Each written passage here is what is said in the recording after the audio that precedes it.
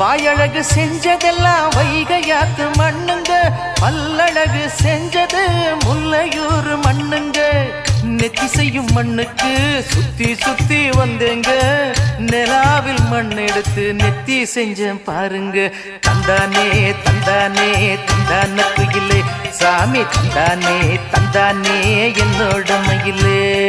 தஞ்சாவூர் மண்ணு எடுத்து தாமிரபரணி தண்ணிய விட்டு சேர்த்து சேர்த்து செஞ்சது இந்த பொம்மை. இது பொம்மை இல்ல பொம்மை இல்ல உண்மை.